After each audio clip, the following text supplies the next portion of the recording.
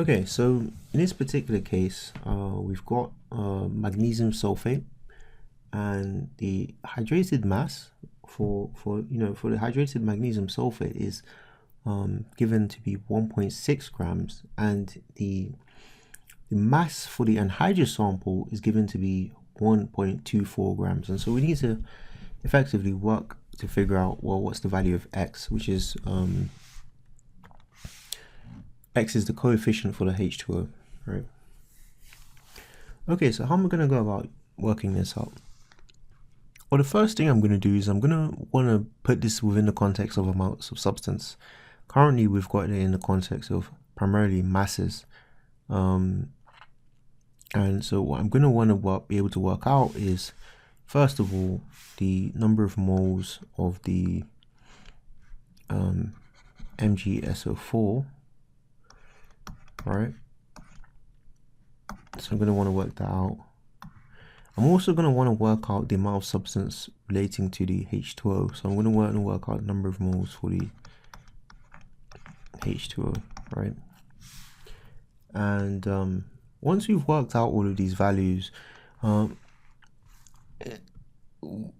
we're looking at the context here, we've got MgSO₄ on the left hand side, H2O is on the right hand side.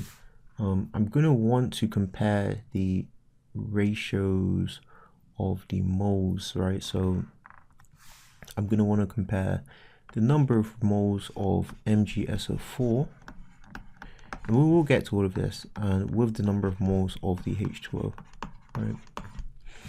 But before we get to all of that, we are going to need to work out these numbers of moles, and we're working them out from masses. So the relevant equation is going to be that the number of moles N is equal to the mass M divided by the molar mass Mr. Okay, so within the context of this, for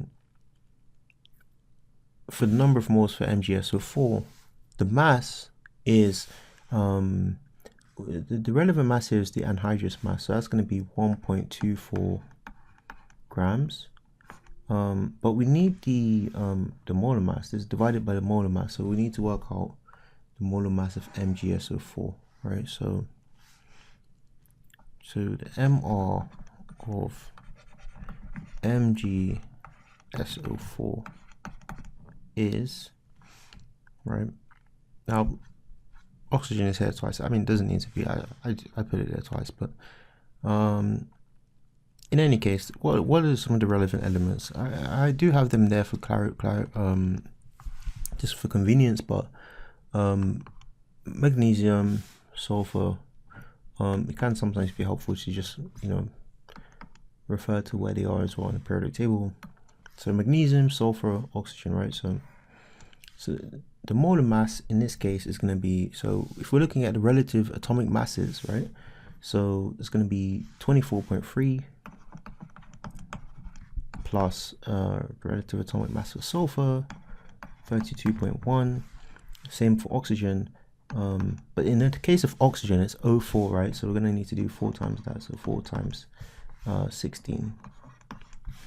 And what's that going to give us? So if you work that out, you should get 120.4, and the units for that's going to be grams per mole, right? Right. So, and similarly, we're going to later need the molar mass for H2O, right? So whilst we're here, we might as well work that out. So the molar mass for H2O is going to be equal to, so H2, so hydrogen times 2 is going to be 1 times 2 plus the relative atomic mass for oxygen, 16. So, and this is of course going to give us 18, and then that's going to be in grams per mole, right? So for MgSO₄, we've got 120.4, and for H2O, well, before we get to using that 18 value we calculated, we do need the mass of H2O, which we haven't actually worked out yet. So the mass of H2O, given that the anhydrous sample is defined as really, it's the sample where it doesn't have the water in it, the difference between that mass and the mass of the hydrated samples is effectively going to leave us with what the mass of the water is, right? The H2O mass. So what we can say is that, well, for the mass for H2O, right, that's simply going to be it's going to be 1.6 minus 1.24, right? And if you do work that out, what you should find is that gives you 0.36, okay? And so here for H2O, you're effectively going to get 0.36 divided by 18, all right? And so if you work out what these are in both cases, for the MgSO₄, you should find that you get 0.01 0299, which is going to be in moles, right? And yeah, so this is to 5 significant figures. And in the case of the H2O, if you look at these two numbers, you might find that you know, if you multiply 18 times 2, you get 36. So really, if you do 0.36 divided by 18, you know, well, you're going to get 0.02, right? And that's going to be in moles, right? Okay, so these are the two key values we've got here. And we have actually already set up, as you saw before, we set up the ratio comparison. So we can just plug those numbers in. So so here we plug in the 0.01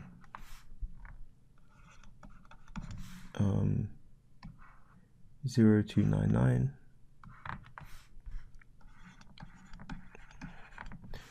and that's in ratio with the moles of the H2O, which is 0.02, so 0.02. Okay, now if we remind ourselves, what we're really asking here is, for every 1 mole of MgSO₄, how many moles of H2O are we going to have in this formula? So we really want the value on the left hand side to be as close to 1 as we can get it to be, right?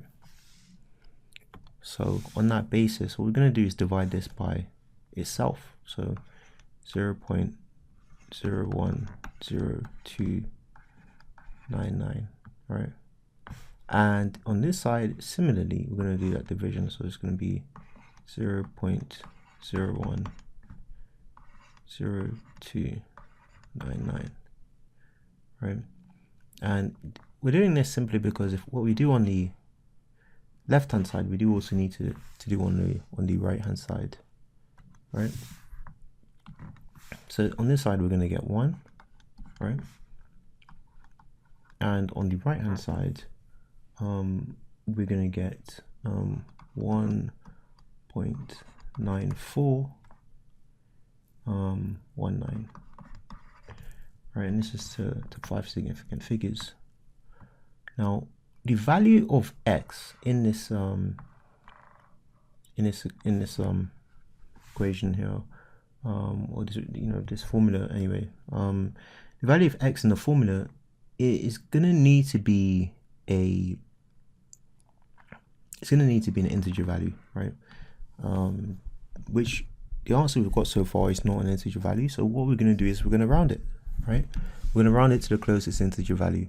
And in this particular case, this rounds up, and it rounds up to 2, right? So what we can say is that for every 1 mole of MgSO₄, it's approximately going to be 2 moles of H2O, right?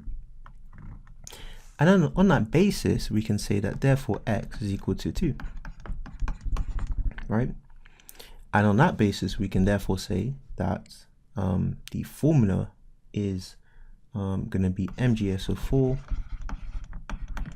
dot and then 2 H2O, right?